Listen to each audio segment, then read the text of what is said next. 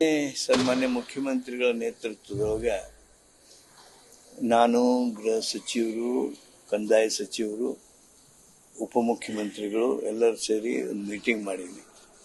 Reserve bank of India, micro finance organisations, NABARD ಹಾಗೂ ಹಿರಿಯ police ಅಧಿಕಾರಿಗಳೆಲ್ಲ ಹಾಗೂ ನಮ್ಮ ಸಹಕಾರಿ ಕ್ಷೇತ್ರದ ಅಧಿಕಾರಿಗಳು, ಕಂದಾಯ ಇಲಾಖಾ ಅಧಿಕಾರಿಗಳು ಇವರೆಲ್ಲರನ್ನೂ ಕರೆಸಿಕೊಂಡು ಮಾತನಾಡಿದ್ವಿ. ನಮ್ಮ ಕಾನೂನು ಇಲಾಖೆಯ ಹಿರಿಯ ಅಧಿಕಾರಿಗಳು ಇದ್ದರು. ಈಗೇನು KPID ಕಾನೂನಿದೆ ಅಂದರೆ Karnataka protection of depositors and investors, Karnataka protection of investors and depositors, KPID ಒಂದು ಕಾನೂನಿದೆ. ಬ್ಯಾನಿಂಗ್ ಆಫ್ ಅನ್ರೆಗ್ಯುಲೇಟೆಡ್ ಡಿಪಾಸಿಟ್ಸ್ ಒಂದು ಕಾನೂನಿದೆ, ಬಡ್ಸ್ ಅಂತೇಳಿ. ಅದರ ಜೊತೆಗೆ prohibition of extortion of exorbitant rate of interest ಅಂತ ಒಂದು ಕಾನೂನಿದೆ. ಈ ಕಾನೂನುಗಳಿಗೆ ಬಲ ತುಂಬಲೇಬೇಕಾಗಿರ್ತಕ್ಕಂಥ ಅವಶ್ಯಕತೆ ಇದೆ. ಈಗ ಈ ಕಾನೂನಿನೊಳಗ ಈ ಸಾಲದ ಮೇಲೆ ಭಾಳ ಬಡ್ಡಿ ಹಾಕಿದ್ರೆ, ಶೋಷಣೆ ಮಾಡಿದ್ರೆ, ಅಥವಾ ಯಾರಿಗಾರ ಸಾಲಗಾರರಿಗೆ ಅಮಾನುಷವಾಗಿ ನಡ್ಕೊಂಡ್ರೆ, ಅವಮಾನದ ರೀತಿ ನಡ್ಕೊಂಡ್ರೆ, ಅದರಿಂದ ಅವ್ರ ಮೇಲೆ ಕಟ್ಟಲೆ ಮಾಡಿದಾಗ ಪೊಲೀಸರಿಗೆ ಕ್ರಮ ವಹಿಸೋದಕ್ಕೆ ಸೂಕ್ತವಾಗಿರ್ತಕ್ಕಂಥ ಬಲ ಅವುಗಳಲ್ಲಿಲ್ಲ. ಆದ್ದರಿಂದ ಆ ಬಲ ತುಂಬತಕ್ಕಂಥ ಕೆಲಸ ನಮ್ಮ ಸರ್ಕಾರ ಈಗ ಮಾಡಲಿದೆ. ಅದರ ಜೊತೆಗಿನ ಏನು ಸಾಲ ಕೊಡೋರಿದ್ದಾರೆ, ಮನಿ ಲೆಂಡರ್ಸ್ ಇರ್ಬೋದು, ಮನಿ ಲೆಂಡಿಂಗ್ ಆಕ್ಟಿವಿಟೀಸ್ದೊಳಗೆ ಇನ್ವಾಲ್ವ್ ಆದವರು ಇರ್ಬೋದು, ಅಥವಾ ನಮ್ಮ ಮೈಕ್ರೋ ಫೈನಾನ್ಸ್ ಇನ್ಸ್ಟಿಟ್ಯೂಷನ್ಸ್ಗಳಿರ್ಬೋದು, ಅಥವಾ ಇವತ್ತೇನು ಕಾರ್ಪೊರೇಷನ್ ಅಂತೇಳಿ ಹಾಕ್ಕೊಂಡು ಅನ್ರಿಜಿಸ್ಟರ್ಡ್ ಎಂಟಿಟೀಸ್ ಅದಾವು, ಅವು ಇರ್ಬೋದು. ಇವುಗಳೊಳಗೆ ಯಾರು ಏನು ಹೆಚ್ಚು ಕಡಿಮೆ ಮಾಡಿದರೂ ನಡ್ಕೊಂಡು ಹೋಗುವಂಥದ್ದಿದೆ. ಯಾಕಂದ್ರೆ ರಿಜಿಸ್ಟರ್ಡ್ ಆರ್ಗನೈಸೇಷನ್ಗೆ ಮಾತ್ರ ಇವತ್ತು ಕ್ರಮ ತೆಗೆದುಕೊಳ್ಳೋದನ್ನು ನೋಡ್ತಾ ಇದ್ದೀವಿ.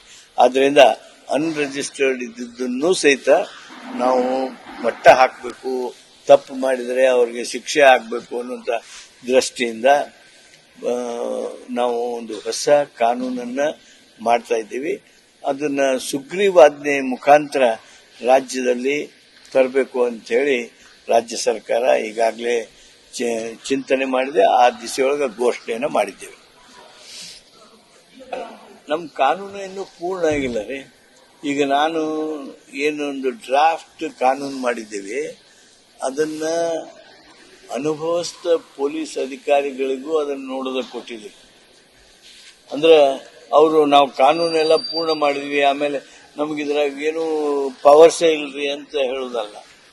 ಹಾಗಾಗಬಾರ್ದು ಅಂಥೇಳಿ ಅನುಭವಸ್ಥ ಪೊಲೀಸ್ ಅಧಿಕಾರಿಗಳಿಗೆ ಕೊಟ್ಟಿದ್ದೇವೆ, ಕಂದಾಯ ಅಧಿಕಾರಿಗಳಿಗೆ ಕೊಟ್ಟಿದ್ದೇವೆ. ಇನ್ನೊಂದು 3-4 ದಿವಸದೊಳಗೆ ಕಾನೂನಿನ ಸ್ವರೂಪ ಬರ್ತದೆ. 30ನೇ ತಾರೀಕಿಗೆ ನಾನು ಡ್ರಾಫ್ಟ್ ಕಾನೂನನ್ನು ಕ್ಯಾಬಿನೆಟ್ಗೆ ತೆಗೆದುಕೊಂಡು ಹೋಗೋದಕ್ಕೆ ಪ್ರಯತ್ನ ಮಾಡ್ತೀನಿ. ಅಷ್ಟರೊಳಗನ ಗೃಹ ಸಚಿವರು, ಕಂದಾಯ ಸಚಿವರು ಹಾಗೂ ಸನ್ಮಾನ್ಯ ಉಪಮುಖ್ಯಮಂತ್ರಿಗಳು ಎಲ್ಲರ ಜೊತೆಗೂ ಸಮಾಲೋಚನೆ ಮಾಡೋದಿದೆ. ನಂತರ ಮುಖ್ಯಮಂತ್ರಿಗಳ ಹತ್ರ ಅದನ್ನು ಸಲ್ಲಿಕೆ ಮಾಡ್ತೀವಿ.